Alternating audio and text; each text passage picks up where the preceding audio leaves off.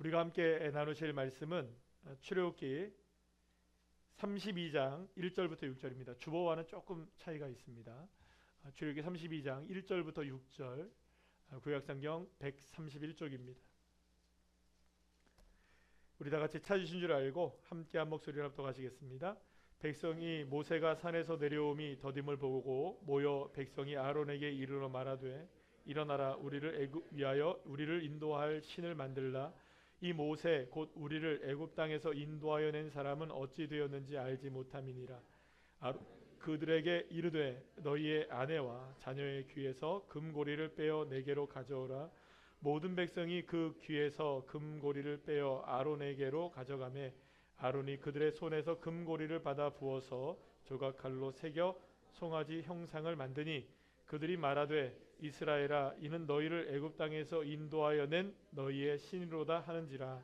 아론이 보고 그 앞에 제단을 쌓고 이에 아론이 공포하여 이르되 내일은 여호와의 절이니라 하니 이튿날에 그들이 일찍이 일어나 번제를 드리며 화목제를 드리고 백성이 앉아서 먹고 마시며 일어나서 뛰놀더라. 아멘. 할렐루야.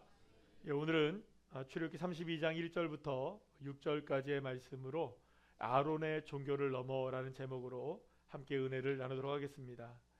1517년 가톨릭의 타락한 교회를 개혁하기 위해서 마르틴 루터가 비텐베르그 교회 성문 앞에 95개의 조에 달하는 방방문을 내걸면서 교황에게 공개 질의를 하게 되죠. 이것이 바로 종교 개혁의 시작이었는데요.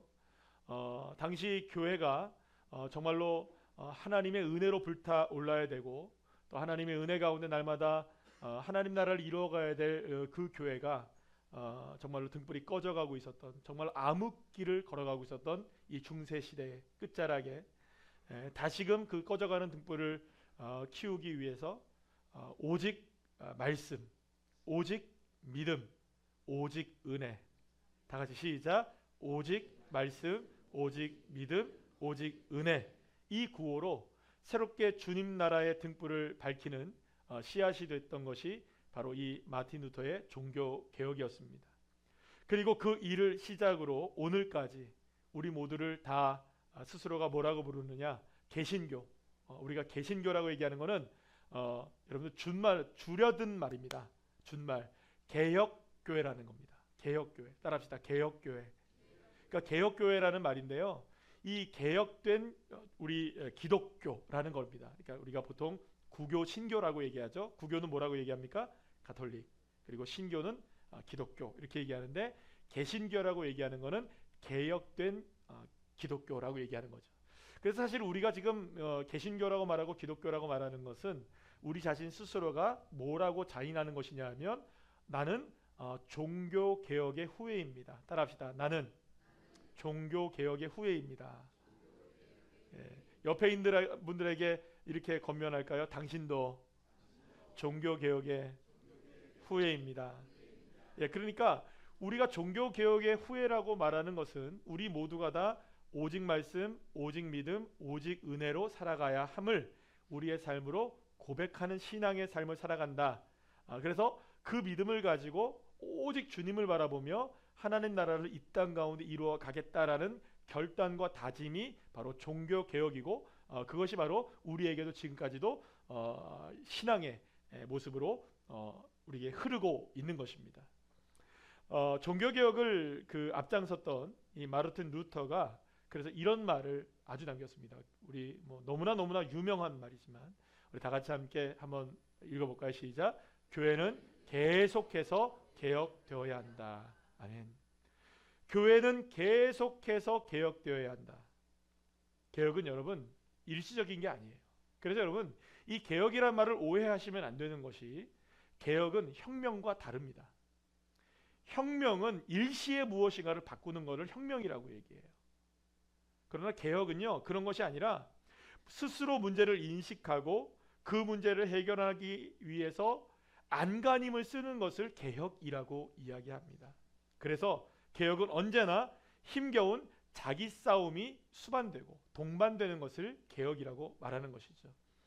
이게 예가 될 줄은 모르겠지만 제가 일부 예배 때 이런 얘기를 드렸어요. 제가 고3 때 이제 고3이 막 시작되자 공부를 해야겠죠, 그죠? 그래도 공부를 해야 될 거 아니에요. 공부를 해야겠어서 제가 나름대로 결단을 합니다. 그래서 빡 밀었습니다. 진짜 빡빡 밀었습니다. 왜냐하면 공부를 해야 되니까 결단을 한 거죠. 혁명을 한 겁니다. 제 인생의 혁명. 그럼 여러분 그렇게 되면 공부를 잘 해야 되겠죠, 그죠? 잘 했을까요? 감사합니다. 예. 잘 제가 볼 때는 그렇지 않았던 것 같아요. 뭐 고3이 돼도 뭐 이렇게 뭐. 근데 여러분 개혁이라는 건 뭐냐 하면 이런 겁니다. 스스로가 이러면 안 되지. 내가 이렇게 살아서는 안 되지. 내가 어떻게든 대학을 가기 위해서 자리에 앉아야지. 그러면 나는 어떻게 할까? 나는 어떻게 공부하면 될까? 내가 뭘 바꿔야 될까? 어떤 계획을 세울까? 스스로를 자꾸 뭘 하는 겁니까? 다그치고 바꾸고 또 어떤 게 좋을까? 날마다 궁구하며 연구하고 그렇게 해서 의자에 앉아서 공부를 시작하는 것, 이게 개혁인 거죠. 그래서 여러분 개혁과 혁명은 차원이 다른 것이라고 볼 수가 있어요. 그런데 종교개혁을 이끌었던 이 마틴 루터가 뭐라고 얘기하냐면 개혁은 언제나 새롭게 진행되어야 된다. 마틴 루터는 이 신앙을 위해서 개혁이 되어야만 신앙의 삶이 온전해질 수 있다는 것을 이야기하고 있는 것입니다. 한순간도 쉼없이 계속해서 날마다 우리의 신앙은 개혁되어져 나가야 한다. 만약에 이 개혁의 신앙이 멈춰버리면, 개혁의 시계가 멈춰버리면 우리는 어디로 되돌아가게 되는 것이냐면 1517년 이전에, 종교개혁의 이전에 중세시대의 암흑기로 돌아갈 수밖에 없다. 그러니까 날마다 우리는 뭘 해야 한다? 개혁해야 한다. 신앙을 개혁해야 한다. 삶을 주님 앞에 날마다 고치고 또 고치고 또 고치고 또 고쳐야 된다. 지난 12월 3일 저녁 갑작스러운 비상계엄이 선포된 이후에 사실 오늘 이 자리에 서기까지 성도님들과 함께 오늘 이 예배를 통해서 하나님께서 우리에게 말씀하시는 것이 무엇일까? 저는 여러분들과 무슨 말씀을 나눠야 될까? 너무나 고민이 되고 사실 마음이 굉장히 무겁고 힘겨운 시간들을 보내게 되었습니다. 우리가 지금 아무렇지도 않은 세상을 살아가고 있는 것은 아니잖아요. 엄연히 여러분들 정말로 저는 그게 그날 그 시간에 여러분들 뉴스를 보신 분들은 동일하게 느끼셨던 거지만 저게 뭐야? 왜? 저는 이게 무슨 뭐 그냥 몰래카메라인 줄 알았어요. 그래서 저희 집사람한테 비상계엄이래. 그래서요 제가. 그랬더니 뭐? 그러더니 그냥 들어가서 씻더라고요. 그래서 제가 진짜 비상계엄이래. 그랬더니 뭐? 그러더라고요. 아마 우리 모두가 다 동일하게 놀랐을 거예요. 새벽 예배 나왔는데 절반은 아시고 절반은 모르시더라고요. 빨리 주무신 게 참 감사한 일이었습니다. 안 본 눈 삽니다. 차라리 안 본 게 낫지. 어쨌든 그날의 이 비상계엄이 있은 이후에 오늘 이 자리에 제가 서서 말씀을 전하기까지 주님 음성 무엇일까 굉장히 많이, 어제도 이제 뭐 국회에서 일어나는 일들을 끝까지 보면서 여러 가지로 마음에 많은 생각들이 있었어요. 무겁고 참으로 마음이 힘겨운 시간들이었지만 말씀을 준비하고 기도를 하면서 오히려 한편으로는 소망이 있다는 것을 제가 알게 되었어요. 무너진 예루살렘 성전을 바라보면서 지금 우리와는 비교할 수 없을 정도의 망연자실에 빠져 있었던 이 예레미야 선지자를 바라보면서 그의 고백을 보면서 우리에게 소망이 있는 것이 바로 여기 있구나. 그걸 주님이 알게 하셨습니다. 예레미야 애가서 3장 20절 22절 말씀 우리 다 같이 한번 읽어볼까요? 내 마음이 그것을 기억하고 내가 낙심이 되오나 이것을 내가 내 마음에 담아두었더니 그것이 오히려 나의 소망이 되었사옴은 여호와의 인자와 긍휼이 무궁하심으로 우리가 진멸되지 아니함이니이다. 아멘. 예레미야는 낙심을 넘어선 절망의 상황 속에서 스스로를 다시금 개혁의 자리로 이끌어 나가는 것을 보게 됩니다. 그리고 그때 다시금 소망을 발견하게 되어지죠. 그 소망의 빛은 무엇이냐? 바로 여호와 하나님이셨던 겁니다. 예레미야에게도 원망이 가득했습니다. 그것이 넘쳐나서 분노가 되기 시작했습니다. 억울한 마음을 쓰라린 마음을 부여잡고 뒹굴기도 했습니다. 왜냐하면 어디에서 소망이 보이지 않았기 때문이에요. 이스라엘 백성들을 향해서 그토록 회개하고 주님께로 돌아오라고 말했지만 이스라엘 백성들은 그 누구도 선지자의 말, 하나님의 말씀을 듣지 않았어요. 결국엔 바벨론에게 처참하게 멸망을 당하고 말았죠.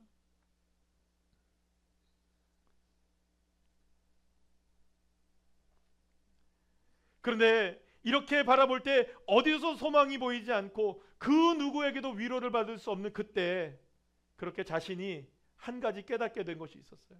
계속해서 이 예레미야는 누구를 바라보느냐? 왜 이렇지 백성들이? 왜 이렇게 이 백성들이 변하지 않지? 왜 이 모양이지? 백성들을 바라보니까 마음이 상처가 되는 거예요. 또 바벨론을 바라보면서 너무나 원망스러운 거예요. 이 민족을 왜 이렇게 칠 수밖에 없었을까? 수많은 원망들과 불평들이 이 예레미야 선지자의 마음을 괴롭혔던 거예요.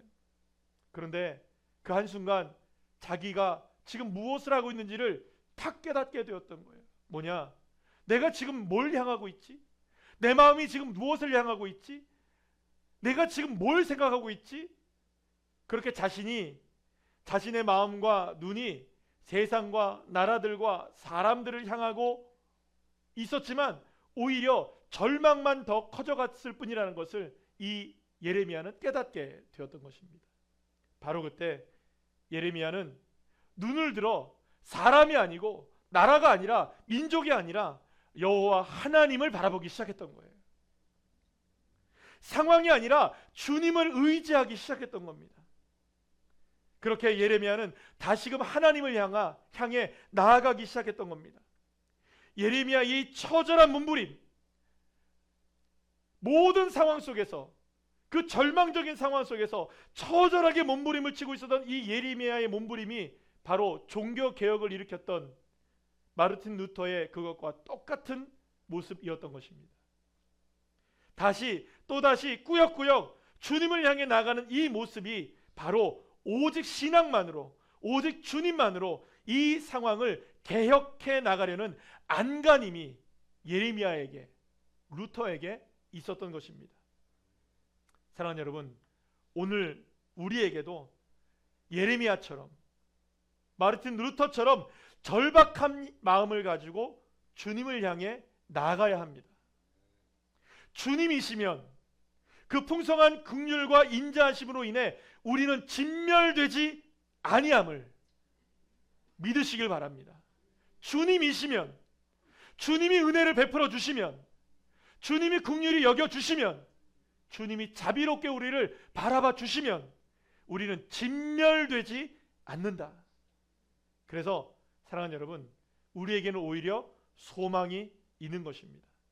다시금 우리 자신 스스로가 신앙을 개혁하고 교회를 하나님의 말씀으로 개혁해 나가고 우리의 가정을 하나님의 말씀의 믿음으로 개혁해 나가고 내 삶을 하나님의 말씀으로 개혁해 나가고 한국교회가 하나님의 말씀으로 개혁되어지고 예수 그리스도로 개혁되어지고 그 개혁이 있을 때 그곳으로부터 비로소 회복과 생명의 길이 다시금 열리게 될 줄로 믿으시길 바랍니다.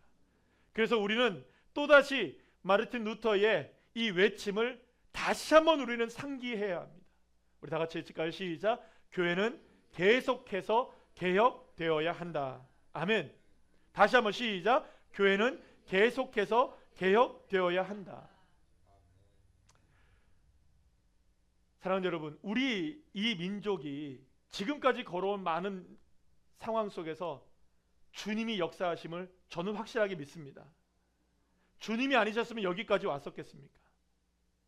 그러나 이제 정말로 우리의 신앙을 다시금 개혁해야 할 때가 있습니다.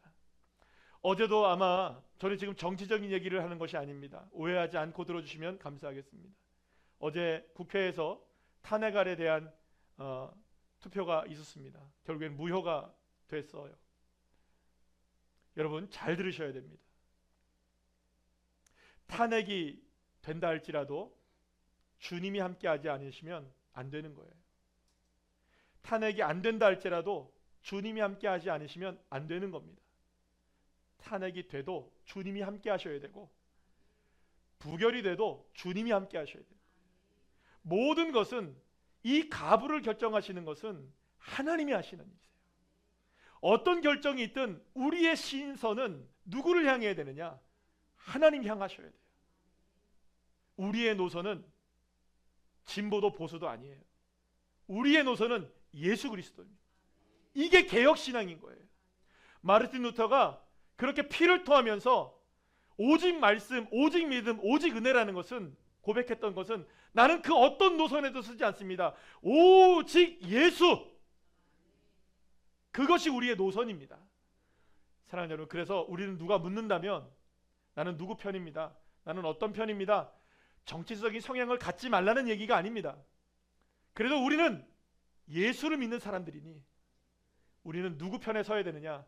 이 모든 일들을 주관하고 계시는 여호와 하나님의 편에 서셔서 주님이 긍휼하게 여겨주십시오. 주님이 자비를 베풀어 주십시오. 주님이 이끌어 주십시오. 어떠한 일이 벌어진다 할지라도 주님 역사하실 걸 믿고 묵묵하게 기도의 자리에 서서 개혁해 나가는 신앙인들, 저와 여러분 모두가 되시기를 간절히 소망합니다. 자, 그렇다면 개혁의 제1호 대상자는 누구일까요? 나 자신입니다. 우리 교회입니다. 한국 교회입니다. 이 나라의 민족입니다. 자, 오늘 본문을 통해서 바로 그 이야기를 우리가 함께 나누려고 해요. 그 대상이 바로 저와 여러분임을, 우리 교회임을 우리가 오늘 이 시간에 함께 살펴보는 은혜의 시간이 되시기를 소망합니다. 사랑하는 여러분, 우리는 하나님을 믿고 있으면서도 우리 안에 우상 숭배의 모습이 없다고 착각하며 살아갈 때가 굉장히 많아요. 하지만 사실 여러분, 우리에게 실상은 그렇지가 않습니다. 우리 안에 너무나 많은 우상들이 존재하고, 어쩌면 우리가 우상과 더불어 늘 살아가는 삶이라 해도 과언이 아니라고 할 수가 있습니다. 왜 그럴까요? 하나님이 이스라엘 백성들에게 애굽에서 이스라엘 백성들을 데리고 나오셔서 바다를 가르시고 건너게 하셨습니다. 홍해의 기적을 베풀어 주셨죠. 그들이 두려웠던 애굽의 군대를 하나님은 한순간에 바다에 빠뜨리셔서 애굽의 군대를 수장시켜버리고 몰살시켜버리셨습니다. 그래서 두려움을, 근원을 차단해버리셨어요. 그것뿐이 아니에요. 하나님은 광야에서 쓴물을 단물로 바꿔주셨고, 할렐루야, 만나와 메추라기를 매일 공급해 주셔서 먹을 것이 부족함이 없도록 이 광야에서 살게 하셨어요. 그뿐이 아니에요. 반석을 치니까 뭐가 터져요? 물이 나오기 시작했고요. 야비하게 뒤에서 공격해왔던 이 아말렉을 하나님이 무찔러 주셨어요. 할렐루야. 지난 몇 개월의 시간 동안 이스라엘 백성들이 경험한 하나님의 은혜와 능력과 기적은 그 무엇으로도 설명할 수 없는 놀라운 것이었어요. 그들은 구경꾼이 아니었어요. 하나님의 기적과 역사의 한복판에서 주인공으로서 하나님이 그들을 세워주셨던 거예요. 그뿐이 아니에요. 하나님은 이스라엘 백성들에게 여기에 더 나아가서 이스라엘 백성들에게 축복을 하십니다. 언약을 맺으십니다. 3가지 언약이 있었어요. 이스라엘 백성들을 내 백성으로 소유로 삼고, 두 번째 뭘까요? 제사장 나라가 이거 모르시면 안 되는데 지금 몇 주 동안 계속 얘기하고 있는 건데, 하나님의 소유가 되고 제사장 나라가 되고 거룩한 백성이 되게 하시겠다. 할렐루야. 반짝반짝 빛나는 아름다운 보석 같은 존재로 하나님께서 이스라엘 백성들을 삼으시겠다고 축복하신 거예요. 보석같이 찬란하게 아름다운 신부로 이스라엘을 삼으시겠다는 하나님의 사랑의 세레나데가 울려 퍼지게 되었던 것이죠. 하나님은 이스라엘과의 이 언약을 확실하게 하기 위해서 언약의 증표를 돌판에 친히 새기셔서 모세에게 전달해 주시는 거예요. 자, 이제 이런 겁니다. 이제 결혼 서약이 끝난 거예요. 그리고 이제 동사무소, 요즘 동사무소는 안 그러죠. 주민센터 가가지고 뭘 합니까? 혼인 신고를 한 거예요. 혼인 신고해서 딱 이제 가족이 됐다는 신고증을 갖고 이제 딱 나오고, 이제 마침 좋은 주택도 마련된 거예요. 왜냐하면 하나님께서 그것뿐만이 아니라 이스라엘 백성들과 함께 하시기 위해서, 동행하시기 위한 여정을 위해서 이스라엘 백성들에게 성막을 제작할 것을 알려주셨거든요. 이렇게 해서 너희들과 함께 동행하겠다, 내가 너희들 안에서 집을 짓고 살아가겠다, 성막을 이렇게 짓게 하시는 것을 말씀해 주셨거든요. 그러니까 이건 의미 이런 거예요. 이제 주민센터 가가지고 혼인신고 마치고, 그리고 그 혼인신고서 가지고 이제 집도 준비된 거예요. 이제 집 계약서 딱 가지고 들어가기만 하면 되는 거예요. 이제 아름다운 신혼생활을 이제 하면 되는 거죠. 다 준비가 된 거예요. 이제 그래서 하나님과의 아름다운 동행이 막 시작할 때가 된 것입니다. 그런데 시내산 위에서 이런 하나님과의 위대한 동행의 여정을 시작하기 위해서 모든 준비를 다 마치고 있을 무렵에 시내산 아래에서 뜻밖의 일이 벌어지게 된 거예요.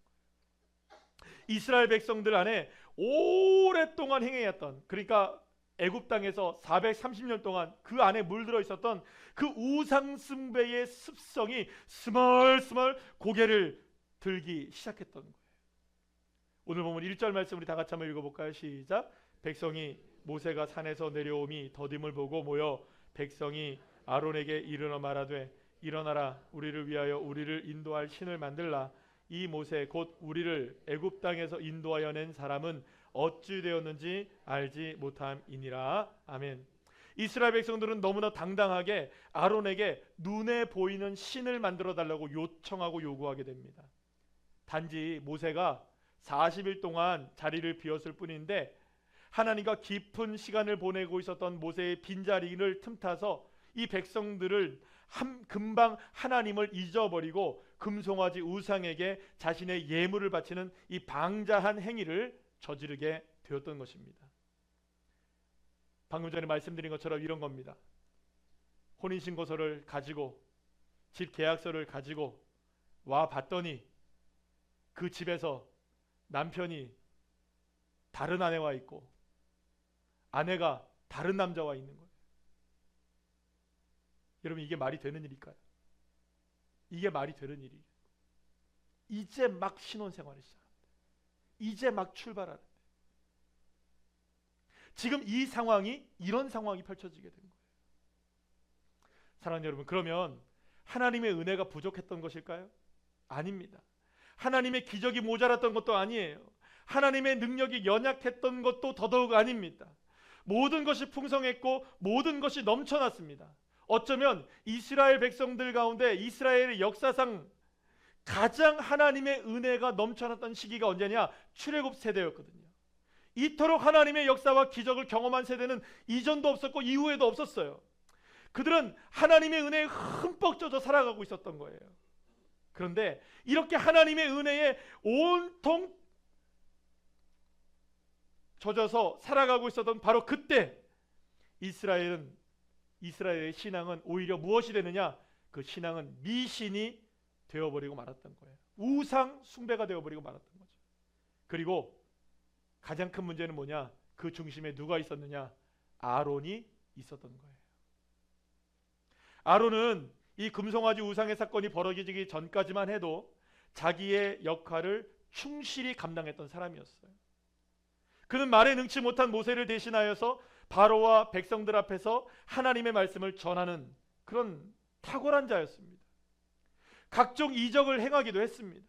광야에서 아말렉과의 전투가 벌어졌을 때 산 위에 앉아있는 모세가 기도하게 될 때에 두 팔을 든든하게 받쳐주었던 아주 훌륭한 사람이었어요.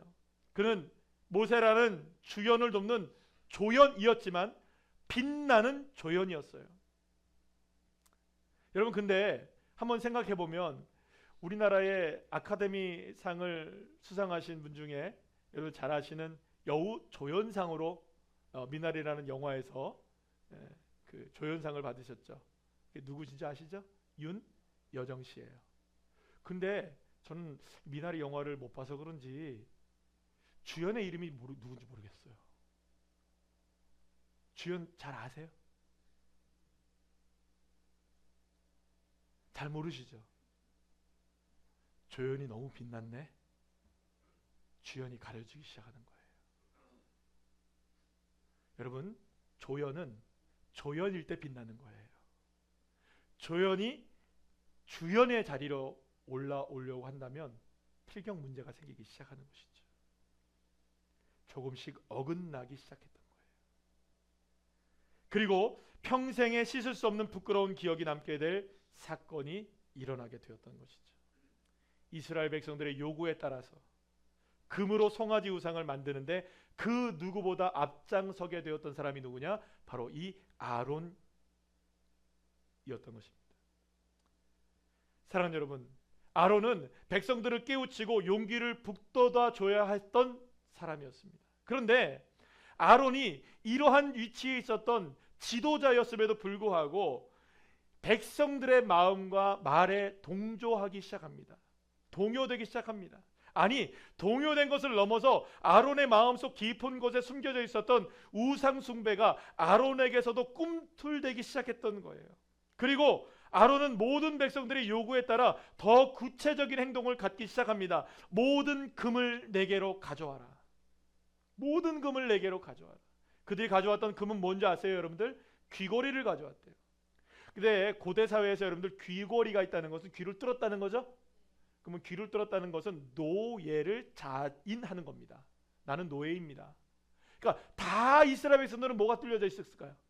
귀가. 왜? 다 노예였으니까. 애굽 땅에서 다 노예로 살았으니까 다 귀가 뚫려져 있으니까 귀에 뭐가 있었을까요? 귀고리가 있었어요. 근데 귀고리를 풀어주신 분이 누구예요? 하나님이시잖아요.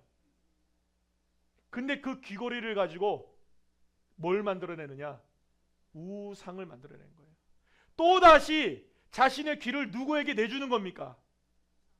버리게 하셨던 하나님이신데, 그것을 완전히 처단하신 하나님이신데, 이제는 너희들의 신분이 자유인이 되었다. 할렐루야. 하나님이 선포하셨는데, 하나님의 백성 되게 하셨는데, 스스로가 애굽의 백성들에게서 벗어나게 하신 하나님에게 이제는 스스로가 송아지의 종이 되어지는 어마어마한 죄를 짓게 되는 이 현장에 누가 있었느냐?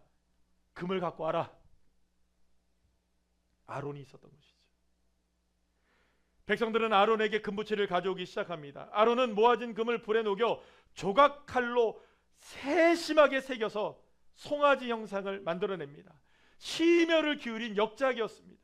이제 백성들 앞에서 개봉하는 날이 다가온 거예요. 다 흰천을 덮어놓죠. 그리고 흰천을 박수를 치는 거예요.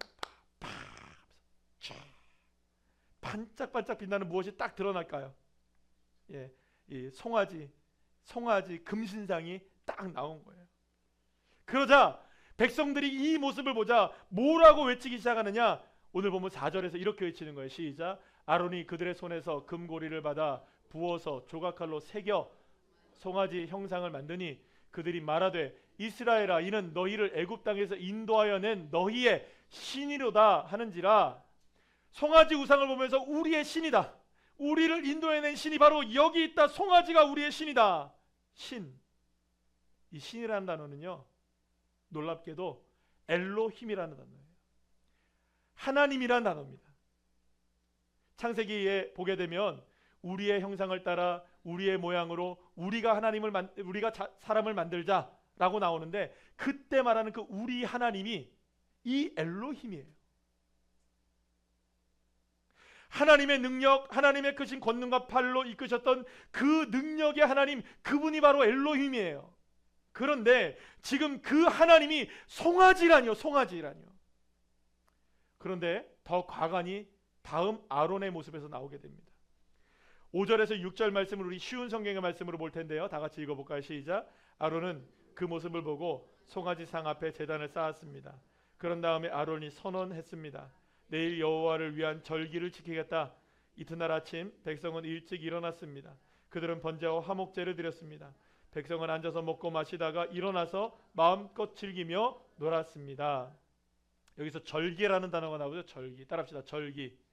절기는 여기서는 어떤 의미를 있냐면 하그라는 단어인데요, 순례의 절기라는 의미를 담고 있습니다. 순례라는 게 뭐냐면 이런 겁니다. 이렇게 순례, 걸어다니는 거죠. 순례의 길 알죠? 순례 이렇게 길이 쭉 걸어다니는 절기에 이렇게 쭉 걸어다니는. 지금도 이 걸어다니는 절기를 하는 종교가 있습니다. 이게 이슬람이에요. 이슬람이 여러분들 매년 한 번씩 메카에 가요. 사람들이 사우디의 메카에 가요. 그러면 거기에서 삥삥 돌아요. 그죠? 한 번도 안 보셨어요? 보셨죠? 그게 순례의 절기예요. 하그. 지금도 이 단어를 그대로 이슬람에 쓰고 있어요. 아랍권에서는 다.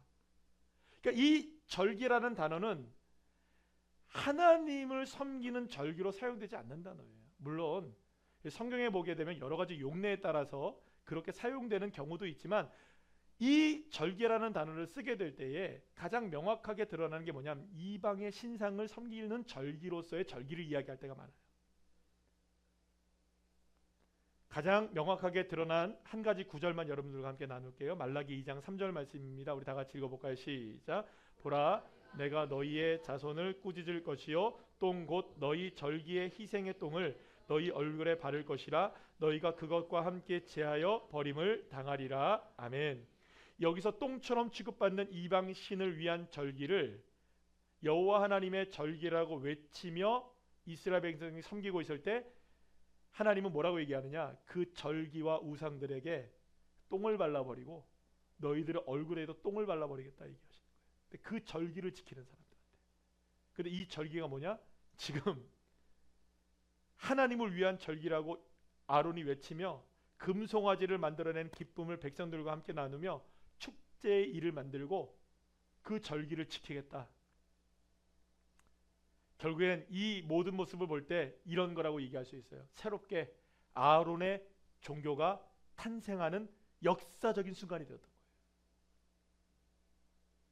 여러분, 그런데 이걸 잘 생각하셔야 돼요. 지금도 여전히 이스라엘 진영 가운데, 이스라엘 백성들 가운데 구름 기둥은 있었을까요, 없었을까요? 있었어요, 여러분들. 하나님의 불 기둥은 이곳에 있었을까요, 없었을까요, 여러분들? 있었어요. 여호와 하나님의 불 기둥도 있었고요, 여호와 하나님의 구름 기둥도 여전히 이스라엘 백성들 가운데 여러분들 있었어요. 그런데 그때 무엇이 탄생하느냐?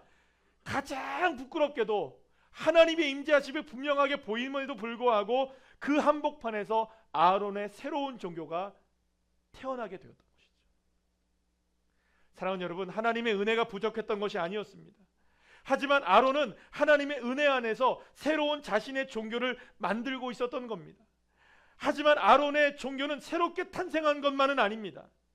이미 저들의 마음 깊숙하게 도사리고 있었던 그것이었던 거예요. 언제든지 뛰쳐나와서 아론을 삼켜버릴 우상은 이미 그의 안에 준비되어지고 있었던 것이죠. 사랑하는 여러분, 송아지라고 해서 여러분들 귀엽게 봐서 안 됩니다. 송아지라고 작다고 해서 아직 큰 소가 되지 않았다고 해서 괜찮다고 생각해서도 안 됩니다. 이것이 우리 안에 남겨져 있는 한 언제든 아론과 같이 내 이름 딴 새로운 종교가 탄생할 수 있고, 이것이 바로 여호와 하나님이라, 엘로힘이라, 능력의 하나님이라 외칠 수도 있는 그런 것이 우리의 삶에 남겨져 있다는 것을 여러분 잊어서는 안 되는 거예요. 고로준이라는 종교가 나올 수도 있는 거예요, 여러분. 새로운 우리교회라는 종교가 나올 수도 있는 거예요. 실제로 그런 일들이 있습니까, 없습니까, 여러분?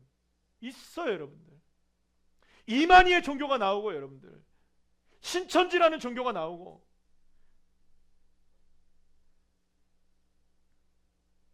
왜 이런 일들이 벌어지느냐? 자기의 신은, 자기의 우상을 종교로 만들어내는.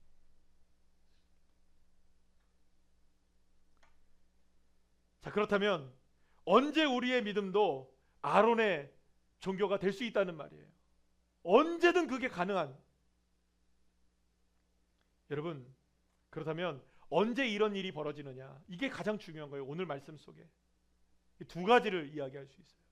뭐냐면 첫째, 우리 다 같이 한번 읽어볼까요? 시작. 하나님의 시간을 기다리지 못할 때 아론의 종교가 탄생하는 거예요. 내가 정한 때와 내가 정한 시간과 내가 정한 장소에 하나님의 뜻을 봐야겠다, 이 강박에 사로잡힐 때가 있어요, 여러분들. 우리에게 하나님 이때까지 해주셔야 됩니다. 물론 여러분, 이거를 모르는 게 아니에요. 우리의 삶에 절박함이 있을까요, 없을까요? 있어요. 때로는 여러분들 오늘 당장 100만 원을 막아야 될 때가 있을 거예요. 때로는 어떤 사람은 오늘 당장 만나야 일을 해결될 때가 있을 거예요. 당장 오늘이 아니면 내가 오늘 죽을 것 같은 날이 있을지도 몰라요. 그런 것들 우리의 인생을 살다 보면 여러 번 경험하게 됩니다. 그런데 여러분, 그때 우리가 우를 범할 수 있는 거예요. 우상이 생길 수 있는 거예요. 종교가 탄생할 수 있는 거예요. 왜? 나의 시간을 하나님의 시간이라 못 받고, 나의 때를 하나님의 시간이라 때라고 못 받고, 이때 아니면 안 된다. 그러면 여러분, 이때 아니면 안 된다는 건 누가 정하는 걸까요? 내가 정하는 거예요. 하나님의 시간을 기다리지 못할 때, 하나님의 시간을 기다리지 못할 때 우리는 우리 자신 스스로의 종교를 만들어버리는, 하나님의 은혜가 부족하기 때문이 아니에요. 여러분들, 하나님의 시간을 기다리지 못하면. 두 번째 뭐냐 하면 보이는 것에 의지하려 할 때입니다. 따라합시다. 시작. 보이는 것에 의지하려 할 때. 사랑하는 여러분, 하나님을 원래 보이지 않았어요. 그런데 모세마저 40일 동안 보이지 않았을 때 문제가 생기기 시작했던 거예요. 사랑하는 여러분, 그러나 이걸 기억하셔야 돼요. 보이지 않아도 주님 약속 믿으시기를 축복합니다. 보이지 않아도 하나님 함께 하시고요, 보이지 않아도 역사하시고요, 보이지 않아도 괜찮습니다. 근데 우리는 꼭 봐야 직성에 풀리겠는 거예요. 꼭 경험해야 직성에 풀리겠는 거예요. 우리가. 여러분, 보이지 않는 것이 은혜일 때가 있는 거예요. 근데 그걸 꼭 봐야 한다고 생각하는 그 강박에 시달릴 때 우리는 우리 스스로의 종교를 만들어내고 아론의 종교를 만들어내는 거예요. 자, 그렇다면 혹시 지금 나는 어떻습니까? 하나님의 시간을 기다리고 있습니까? 아니면 기다림에 지쳐서 다른 것에 마음을 두려고 하고 있는 것은 아닙니까? 보이지 않아도 나와 함께 하시는 주님이 나와 함께 하신다는 걸 믿고 있습니까? 아니면 보이지 않아 답답해, 그래서 다른 곳에 마음을 쏟고 그 보이는 것을 향하고 있는 것은 아닐까요? 사랑하는 여러분, 우리 자신 스스로를 돌아봐야 합니다. 저는 오늘 이 시간에 처음에 말씀드렸던 것처럼 저뿐만 아니라 아마 한국교회의 모든 목사님들이 오늘 이 시간에 말씀을 전하는 게 매우 부담스러우실 거예요. 성도들과 지난주에 우리가 있었던 이 엄혹한 냉혹한 현실 속에 이걸 말씀으로 풀어내야 되니까요. 사랑하는 여러분, 오늘 이 시간의 기회에 우리는 위로를 받는 것만 중요한 것이 아니에요. 바르게 사는 것이 중요한 거죠. 그리고 바른 길 걸어가면 주님 역사가 일어나기에, 할렐루야, 오늘 이 시간에 좀 마음이 좀 뭐라고 할까요? 나 오늘 하나님께 위로받고 싶었어요 라고 하고 예배를 드리시는 분들이라 할지라도 오히려 이것이 소망이 되시기를 축복합니다. 바른 길 가야죠, 우리가. 그런데 여기서 한 가지 놓쳐서는 안 될 것이 있습니다. 이제 아론의 거짓된 종교가 모두 밝혀지고 이 일이 얼마나 참담한 일인지 모습이 다 드러났음에도 불구하고 아론은 여전히 자기 변호의 급급한 모습을 보이고 있었던 것이에요. 모세의 추궁에 아론이 대답하는 말을 여러분 한번 들어보시죠. 이렇게 얘기합니다. 22절 24절 시작. 아론이 이르되 내 주여 노하지 마소서, 이 백성의 악함을 당신이 아나이다. 그들이 내게 말하여 이르기를 우리를 위하여 인도할 신을 만들라. 이 모세 곧 우리를 애굽 땅에서 인도하여 낸 사람은 어찌 되었는지 알 수 없노라 하기에 내가 그들에게 이르기를 금이 있는 자는 빼내라 한즉 그들이 그것을 내게로 가져왔기로 내가 불에 던졌더니 이 송아지가 나왔나이다. 얼마나 어이없어요, 그죠? 얼마나 궁색한 변명입니까? 아니, 금덩어리를 불에 던졌더니 뿅 하고 송아지가 나왔다? 성경은 뭐라고 얘기하죠? 분명히 새겨서 만들었다고 나왔는데 얼마나 궁색한 변명입니까? 그런데 이보다 더 큰 문제가 있어요. 뭐냐 하면 아론은 이렇게 얘기합니다. 모세에게. 모세, 당신 잘 들으세요. 모세 당신도 이 백성들, 이스라엘 백성들의 악함을 아시지 않습니까? 그러면 이 말은 무슨 말이에요? 아론도 이스라엘 백성들의 악함을 알고 있었다는 거예요. 이스라엘 백성들 가운데 도사리고 있었던, 꿈틀대고 있었던 우상숭배의 힘이 그들을 지배하고 있었다는 걸 알고 있었다는 거예요. 그들이 금송아지 우상을 원하고 있었던 것도 알고 있었다는 거예요. 그것이 악함이라는 것도 알고 있었어요. 그런데 그 악함을 알면서, 그 악함을 알았다면 어떻게 해야 됩니까, 여러분들? 안 돼. 이건 악한 일이야. 이건 하나님이 기뻐하시는 일이 아니야. 하나님이 그 어떤 신상도 만들지 말라고 했어. 우린 기다려야 해. 누가 해야 합니까, 이 일을? 아론이 해야 되는 거예요. 그걸 막지 못한 거예요. 그런데 막지 못한 것뿐만 아니라 오히려 금송아지 우상을 만들어 내놓고도 그 모든 책임을 누구에게 전가하고 있습니까? 백성들에게 전가하고 있는 이 모습, 이 얼마나 여러분들 파렴치한 모습입니까? 우리 한번 따라할까요? 저 아론 저놈 한번 해보시. 시작. 아이고 저놈 아론. 따라하세요. 저한테 다 하시라고요. 시작. 저는 한 사람이고 여러분들은 수십 명이. 다 시작. 아이고 저 아론 하는 거랑 안 하는 거 다릅니다. 다시 시작. 손 진짜 하시라고요. 제가.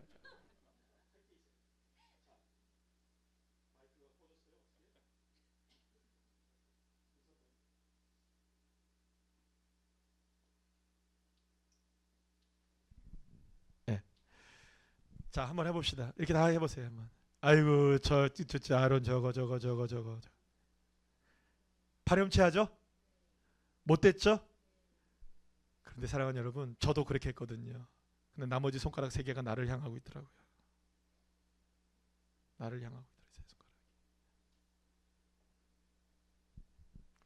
아론의 종교가 다름 아닌 내 모습이 아닌지, 금송아지 신상 앞에서 춤을 추고 기뻐하고 있는 이스라엘 백성들이 내 모습이 아닌지를 돌아보게 하십니다. 하나님의 은혜를 경험했고 성령의 충만함도 경험했고 그 외에 많은 기적을 보았어도 우리 안에 제거되지 않은 우상이 있고 완전히 버리지 못한 세상적인 습관과 생각과 자기 의가 남아 있다면, 사랑하는 여러분, 그것은 반드시 우리의 삶의 발목을 잡습니다. 그리고 어느 순간 하나님의 은혜가 아닌 사람들 찾기 시작하고 돈 의지하고 세상 의지하고 권력 의지하고 그러다 보면 하나님 잊어버리는 순간 내 종교가 탄생합니다. 오준 종교. 그리고 우상과 세상의 달콤함에 젖어 눈에 보기에 좋은 것을 선택하는, 송아지를 바라보며 기뻐 날뛰는 그 모습이 내 모습이 되는 것이죠. 어쩌면 나도 모르는 사이에 이미 아론의 종교에 물들어 있는 것은 아닌지, 사랑하는 여러분, 오늘 이 시간 내 신앙 다시 한번 점검하고 되돌아봐야 하는 것입니다. 나는 오늘 과연 내 신앙은 개혁되고 있는가? 하나님 말씀 앞에, 오직 믿음 앞에, 오직 은혜로 다시금 돌아가고 있는가?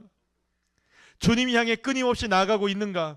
이 세상의 유혹을 뒤로 하고 주님 한 분만으로 만족하며 살아가고 있는가? 사랑하는 여러분, 오늘 이 시간 우리의 삶을 결단하고 주님 앞에 나아가는 개혁하는 신앙인들 되시기를 간절히 축원합니다. 혼란의 시국입니다. 마음도 우리의 몸도 그런 시절을 우리가 지나가고 있습니다. 그래서 주님은 지금 오늘 우리에게 새로운 마르틴 루터를 기대하고 계십니다. 새로운 예레미야를 기대하고 계시고, 이스라엘 백성들이 저렇게 죄악에 빠져 있을 때 그들 앞에, 하나님 앞에 그들을 살려달라고 생명 걸고 기도했던 모세와 같은 그 한 사람을 오늘 이 시간에 찾고 계시는 것이죠. 사랑하는 여러분, 이미 이 세상은 아론의 종교가 득세하고 있는 시대입니다. 그러나 이 시대 가운데 오늘 이 시간 주님 앞에 나와 예배하는 저와 여러분, 한 사람 한 사람을 왜 부르셨을까? 그 무엇보다 하나님의 뜻을 이루어가는 세대 되게 하시기 위하여, 구원은 예수 그리스도에게만 있다는 것을 알게 하시기 위해서, 그것을 믿고 나가는 자들을 통해 다시금 나를 개혁하고 우리의 가정을 개혁하고 우리 교회를 개혁하고, 할렐루야. 그래서 여러분, 가장 개혁되어져야 될 사람은 누구일까요? 나. 가장 개혁되어져야 될 가정은 어디일까요? 우리 가정. 가장 개혁되어져야 될 교회는 어디일까요? 우리 교회인 거예요. 날마다 날마다 예수로, 날마다 날마다 주님으로 충분합니다. 이 믿음의 고백이 없이는 주님만이 왕이십니다. 주님만이 전부이십니다. 우리의 삶에 이 민족 위에 온 땅 가운데 여호와 하나님이 왕이십니다. 할렐루야. 이 믿음의 고백이 없이는 사랑하는 여러분, 우리의 삶에 다시금 금송아지가 나오는 거예요. 어떻게 보면 여러분, 안타까운 시절을 우리가 지나면서 여러 가지 우리가 모습들을 보고 있잖아요. 이거 어떻게 해결할까요, 여러분들? 정치 어떻게 해결할 수 있을까요? 기도하셔야 됩니다. 할렐루야. 그래서 보이는 금송아지를 따르는 삶이 아닌, 비록 눈에 보이지 않고 손에 잡히는 건 없지만 나와 함께 하시는 하나님 바라보면서 날마다 내 삶을 주님으로 개혁해 나가는 그런 사람, 우리가 바로 그런 사람 되어야 하지 않겠습니까? 아멘이십니까? 따라합시다. 날마다 나 스스로를, 우리 가정을, 우리 교회를 개혁해 나가겠습니다. 할렐루야. 이것이 길입니다. 오늘 이 시간 우리가 이 비상계엄의 이 사태를 통하여서 주님이 우리 교회 성도들이 함께 알아야 될 가장 주님이 말씀하시는 것, 우리가 주 예수로 개혁해 나가자. 이것이 주님이 말씀하심을 믿고 그 개혁의 주인공이 저와 우리 교회 여러분 한 분 한 분들 다 되시기를 간절히 축원합니다.